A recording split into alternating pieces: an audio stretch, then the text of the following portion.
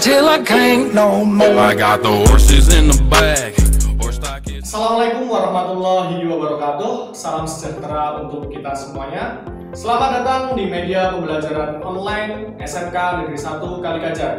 Bersama saya Ahmad Zulfirman SPD, guru SMK Negeri 1 Kaligajar, mata pelajaran PPKN. Sebelum pembelajaran Bapak mulai, Bapak minta silahkan anak-anak yang menyimak dari rumah untuk mempersiapkan diri terlebih dahulu.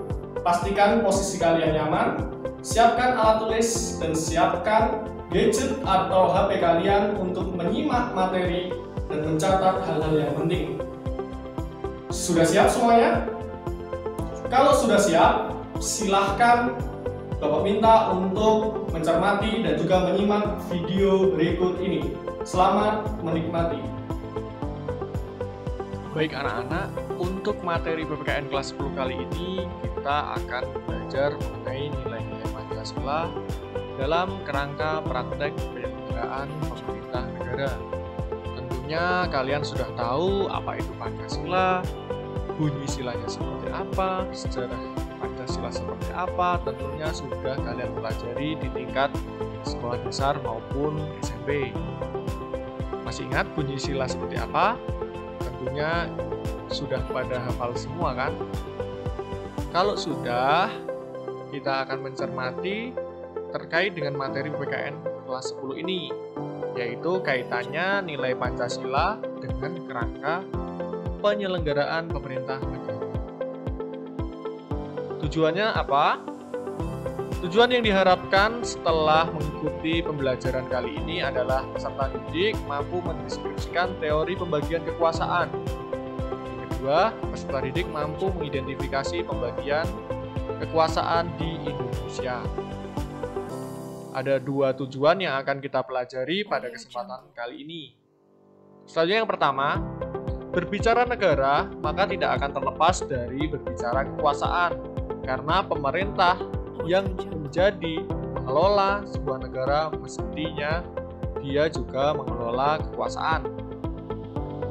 Menurut John Locke, kekuasaan dibagi menjadi tiga, yaitu kekuasaan legislatif, kekuasaan eksekutif, dan kekuasaan federatif. Apa itu kekuasaan legislatif? Silahkan simak penjelasan Bapak. Kekuasaan legislatif adalah kekuasaan di mana lembaga legislatif adalah lembaga yang membuat aturan atau undang-undang. Sekali lagi Bapak ulangi, kekuasaan legislatif adalah kekuasaan di mana lembaga negara dibuat dengan tujuan untuk membuat undang-undang yang mengatur kehidupan berbangsa dan bernegara. Selanjutnya adalah kekuasaan eksekutif. Menurut John Locke, kekuasaan eksekutif adalah lembaga yang melaksanakan undang-undang yang dibuat oleh legislatif kemudian dilaksanakan oleh eksekutif. Contohnya adalah presiden, perdana menteri, ataupun raja. Yang ketiga adalah kekuasaan federatif atau kekuasaan yang mengatur mengenai hubungan luar negeri. Ini adalah John Locke, seseorang yang terkenal di bidang politik. Tentunya kalian penasaran John Locke itu seperti apa. Nah, kita lihat John Locke ini berasal dari Inggris. Dia yang membagi kekuasaan menjadi tiga, legislatif, eksekutif, dan juga federatif. Selanjutnya adalah teori dari Montesquieu. Teori ini sangat terkenal sehingga banyak sekali negara-negara yang mempraktekkan teori dari Montesquieu. Kekuasaan dibagi menjadi tiga, yaitu kekuasaan legislatif, kekuasaan eksekutif, dan kekuasaan yudikatif. Kekuasaan legislatif pengertiannya sama, lembaga yang membuat undang-undang. Kekuasaan eksekutif adalah lembaga yang melaksanakan undang-undang, dan ada kekuasaan yudikatif atau kekuasaan di mana yudikatif ini adalah mengatur mengenai hukum dan juga peradilan. Teori ini sering disebut dengan trias politika. Jadi teori dari Montesquieu ini dikenal dengan trias politika. Dan teori dari Montesquieu ini yang kemudian dipraktekkan oleh pemerintah Indonesia. Ini Montesquieu, dia berasal dari Prancis. Nah, kita lihat kemudian kalau penerapan di Indonesia itu seperti apa. Kalian bisa cermati tabel yang sudah Bapak sampaikan, yang sudah Bapak tampilkan. Kekuasaan dibagi menjadi 3, legislatif, eksekutif, dan yudikatif. Di Indonesia, kekuasaan ini dibagi secara rata atau sejajar, tidak ada yang lebih tinggi dan tidak ada yang lebih rendah. Sehingga ketiga lembaga ini bisa saling mengawasi atau istilahnya adalah check and balance, menjaga keseimbangan ketiga lembaga ini. Legislatif terdiri atas lembaga MPR atau Majelis Permusyawaratan Rakyat, DPR, Dewan Perwakilan Rakyat, saya ulangi lagi, Dewan Perwakilan Rakyat. Yang ketiga adalah DPD atau Dewan Perwakilan Daerah. Ini legislatif. Ketiganya inilah yang membuat undang-undang Indonesia. Lebih tepatnya adalah peraturan perundang-undangan. Kemudian eksekutif. Eksekutif ini adalah presiden. Di Indonesia, presiden dibantu oleh wakil presiden dan pembantu-pembantunya. Pembantu-pembantu yang dimaksud adalah para menteri yang membidangi beberapa bidang kementerian. Kemudian lembaga yang ketiga atau yudikatif itu ada MA, Mahkamah Agung, MK, Mahkamah Konstitusi, dan KY, Komisi Yudisial. Ketiganya ini membidangi terkait dengan peradilan. Jangan sampai salah, MA, MK, dan KY. Seringkali anak-anak keliru menulis yaitu MA, MK, dan MY. Padahal tidak ada yang namanya MY, adanya adalah KY. Inilah struktur pembagian kekuasaan di Indonesia.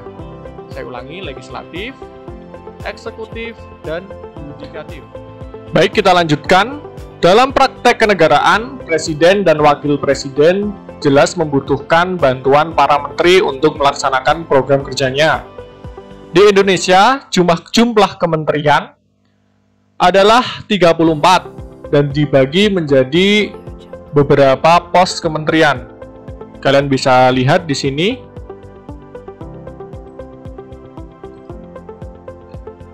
Yang pertama adalah kementerian yang nomenklaturnya jelas dalam Undang-Undang Dasar. Nomenklatur adalah nama dari kementerian itu. Ada 3 kementerian yang nomenklaturnya ditulis dalam Undang-Undang Dasar 1945, yaitu Kementerian Dalam Negeri, Kementerian Luar Negeri, dan Kementerian Pertahanan. Ketiga kementerian ini tidak boleh untuk dibubarkan oleh presiden siapapun, karena dalam Undang-Undang Dasar, ketiga kementerian ini nanti yang akan mengisi jika presiden maupun wakil presiden berhalangan atau mengundurkan diri. Kemudian kementerian yang ruang lingkupnya disebutkan dalam Undang-Undang Dasar.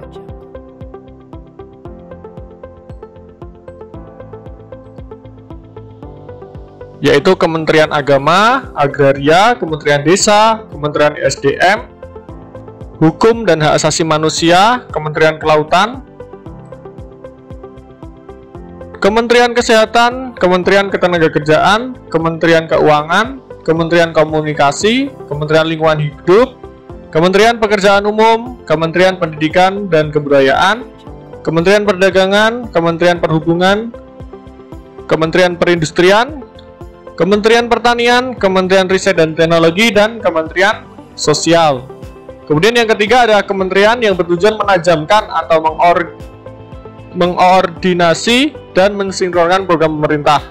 Mulai dari Kementerian Sekretariat Negara, Kementerian Koperasi, Kementerian Pemberdayaan, Kementerian Pendayagunaan Aparatur Negara, Kementerian Perencanaan Bangunan Nasional, Kementerian BUMN, Kementerian Pemuda dan Olahraga, serta Kementerian Pariwisata. Kemudian dari 34 kementerian itu kemudian ada subkoordinatornya, yaitu kementerian pertama adalah Kementerian Politik, Hukum, dan Keamanan Indonesia, atau biasa disingkat dengan Menko Polhukam. Kemudian yang kedua adalah Kementerian Koordinator Bidang Perekonomian. Kementerian yang ketiga adalah Koordinator Bidang Pembangunan Manusia dan Kebudayaan. Dan yang terakhir adalah Kementerian Koordinator Bidang Kemaritiman dan Investasi Indonesia. Nah, di sini kalian bisa cek webnya ada di sini. Kalian bisa cek nama-nama kementeriannya di sini. Nah, tugas dari masing-masing kementerian itu berbeda-beda.